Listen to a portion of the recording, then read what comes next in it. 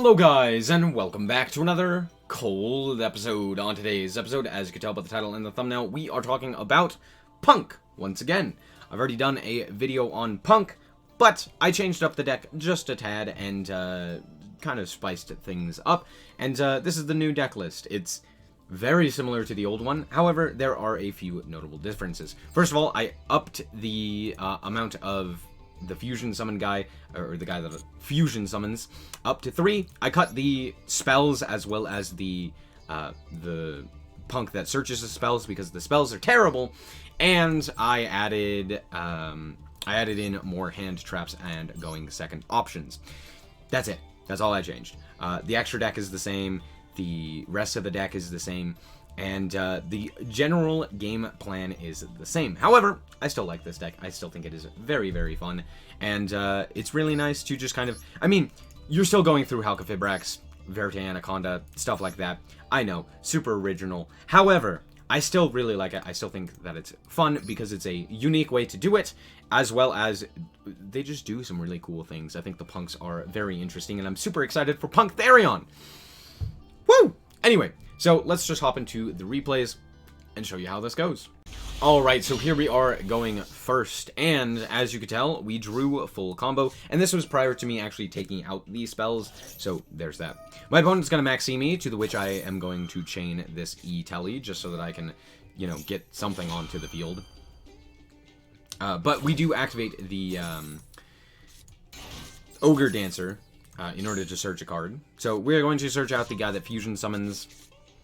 And then we're going to activate the Xiaomin in order to add a Foxy Tune. Then we're going to activate Fusion Destiny to go for a DPE. Now we have full combo on the follow-up, and we're going to activate the Wild Picking. I don't know why I do this, because my card is just going to get banished, and then I set the Danger card. My opponent's going to set 2 and pass. We're going to pop their 1 card and activate the DPE once again. I draw Nib, so I'm going to special summon it out with Dasher, and my opponent has a second Maxi. Okay, I guess we are taking the challenge, because we have to special summon at least twice here. Now, the only thing that I need to accomplish is basically getting to lethal. So the way that I'm going to do that is I'm going to fusion summon into Rising Carp. Then we are going to activate Celestial here in order to try and draw 2. Just kidding, it gets cross-out designated, because of course it does. That would make sense. Anyway, we are going to banish in order to go for a... in order to go for the 2 P.U.N.Ks. Now, the reason that I'm okay with this is because off of Maxi, you only get the 1 draw from it, even though you do summon out 2 monsters, because they are summoned at the same time. So I'm like, okay, that only gives him 1 additional draw instead of 2, but it's still very annoying. I'm going to search out the Ogre Dancer as well as the Trap just in case. The Ogre Dancer is actually here for the OTK, and at this point, we do have just enough. And in fact, we get to boost up because of the card that we sent to the graveyard. But yeah, we had just enough for lethal with that. 25, 25, and 3k is enough for lethal. So even without the boost, we had it. So there you go. Alright, here we are once again going first. And we drew Psychic Wielder this time. Again, still playing the spells. So we're going to go for Ogre Dancer here, and they are going to activate Ash Blossom, exactly what I wanted to see. We're going to normal summon out the Fusion guy, and then we're going to special summon out the Wielder. We're going to Tribute in order to go into 1 and 2. And we're going to activate the Xiaomin in order to search out the Foxy Tune. We're going to then activate the effect of our Madam in order to search out the Danger.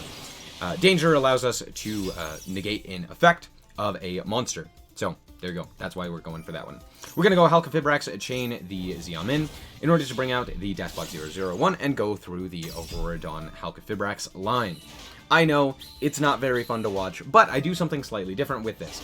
So you will see what we do here. I actually go into Coral Dragon because I do happen to have a level 3 tuner on our side of the field, so I can actually use one of the tokens as well as the level 3 tuner to go into Coral Dragon. Then I will use both of those to go into Herald of Arclight, and then use the Herald of Arclight and the Coral Dragon in order to go into Baron, and then we get to draw a card, which we draw into Nibiru, which is very, very funny, and then we will pass the turn. We have basically just 2 negates, which isn't much, but we also have Foxy Tune as follow-up and Nibiru, so I'm not too upset. We also do have Mecha Phantom Beast Aurora Dawn, which can pop a card as well by tributing this last token. So if the token sticks around, we are pretty good.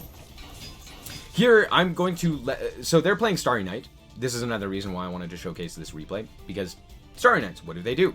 Well, they're going to go for normal summon Orbitail, activate Ties of the Brethren in order to special summon out Honest and Barrier Statue. They're going to activate the Honest, to the which I am going to try to negate, to the which they will try and, they will tribute in order to special summon out the Starry Knight Arrival. They will set the Starry Knight Arrival. Now, I'm locked into only special summoning Light, which isn't actually that big of a deal since we have Auroradon pop as well as Baron DeFleur pop. So, not that big of a deal. We also have Nibiru, which means if they ended up special summoning a whole bunch, we could still just Nibiru. And since we have Baron on our side of the field, we can always just negate. So I'm going to activate our first effect of Auroradon. Now, did you know that Auroradon doesn't in fact target? Doesn't target. They're going to activate their Starry Night Ceremony, to the which I will negate, because I don't want them to special summon. We will then pop the Barrier Statue, to the which they will, they will tribute it off in order to set another one of these Starry Night Arrivals. And I'm like, okay, that's fine. I'm going to activate the Foxy Tune here, to the which they will Ash Blossom. Okay, fine. We'll just go to battle. They're already pretty low on life points as well. They have 1,300. I'm going to set 2. I don't know why I end up setting this hard. I genuinely don't. But I do. And then they are going to, and then we will link off the Baron DeFleur as well as the Auroradon to go into Predaplant Verte Anaconda. Verte is going to activate in order for us to send the Fusion Destiny to go for DPE. So, we went through Crystron, Hulk, Vibrax, and the Verte Anaconda because we are degenerates. At this point, we have popped their set card, and we get our DPE back. I draw Fusion Destiny, which means had I not drawn something to clean up the game and they called by me, I would have lost right there. Well, potentially. But, yeah, we just clean up the game pretty cleanly. Yay, punks.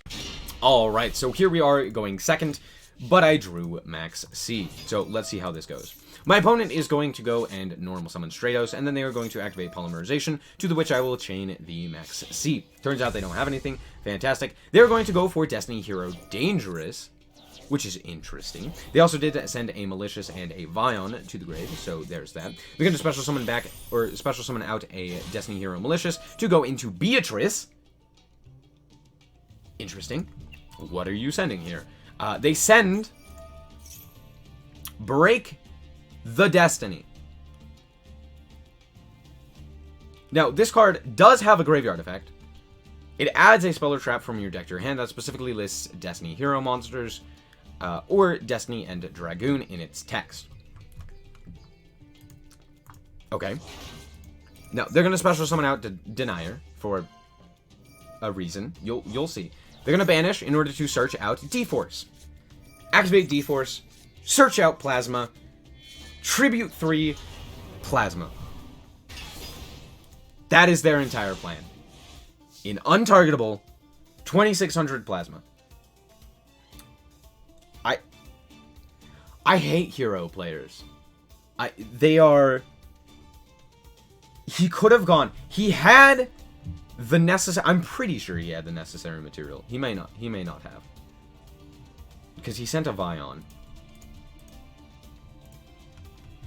He might have been able to go into a DPE. And just ended his turn on DPE. He doesn't. So he might not have been able to. But still, he goes for Plasma instead. Yeah, that's all. Just, I draw Imperm. Now, I can't target him, so I have to be a little bit more creative. Max C is the last card. That's fine. We're going to Ash Blossom that. That does mean that his Plasma becomes bigger, which becomes problematic. However, what we can do is we can actually, we can special summon it with the Itali or Xiaomin, and then we can special summon Wielder. Now, Xiaomin is a crazy cool card, because if it is sent to the graveyard, you can target a punk monster and gain 600 attack. Well, guess what? That's exactly what we're going to do. Ogre Dancer is going to tribute off our punk monster in order to boost itself to 3,100, and then we will attack in. Now, they use their entire hand, and that is the end of the game. Hero players, why? Alright, so once again, we are going first, and I drew both copies, or both bricks for DPE. However, we drew double E-Telly, which is basically full combo. In fact, it is way more than full combo. So we are going to go Zeom in order to grab up the Shara, and then we will normal the Shara, and then they will negate it with an effect veiler, which is exactly what I was hoping for. I was hoping that they would use one of their negates on either of these two. Now, to be fair, had they let us go into the fusion, we would have had a lot more materials, and we could have done a lot more. So that was not the worst negate, but it's also not the best. You definitely want to negate the Halqifibrax. Now out comes the Despot 001, and we will use our last E-Telly in order to search Madam. Madam has not used its effect, which is why we go for it. It's the only other punk that we can special summon that hasn't used its effect.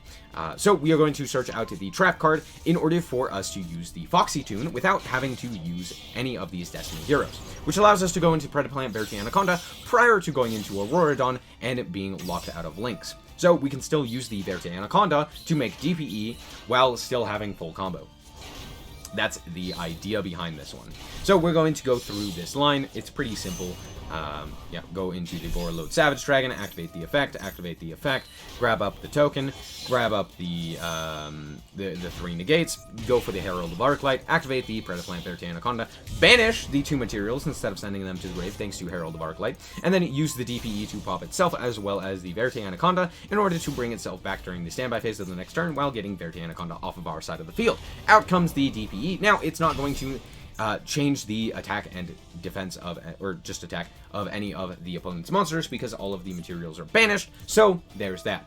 They're going to go for Branded Opening, to which I will say, okay, just don't have Tragedy. Turns out they didn't. They had Edge of Chain, which means, since it was banished, thanks to this little guy, I love this guy, because it was banished, they actually cannot use the effect of their Edge of Chain, meaning they are not going to be searching out a Frightfur Patchwork, which could then search out more cards. Pretty nice for us. They end up searching out the Tragedy here, though. They did that in the standby phase. I don't know why. They are going to normal summon the Aluber. I'm going to negate that with the Savage Dragon. And I hear you saying, why didn't you use the card that is going to just be attacked over in your Herald of Arclight? The reason for that is because I want this Floodgate effect on the field as much as I can. And with DPE, we can just pop the DPE and the Aluber if we need to. So, there we go. They're going to set a card, proceed to battle, to which I will say, no, no, no. No destroying that card, DPE. We're going to bring them back the DPE in the standby phase, and we will proceed to the end. Draw standby, don't have enough for lethal. We'll bring back the DPE, and we will proceed to battle. Not really much more that I can do. I'm going to negate their Branded Opening because they have Tragedy in their hand, and if they have Tragedy in their hand, what they can do is they can banish the Tragedy in order to search out another card, which I don't want them to do. So we are just going to proceed to battle, bonk bonk, and we were 250 damage off of lethal, by the way.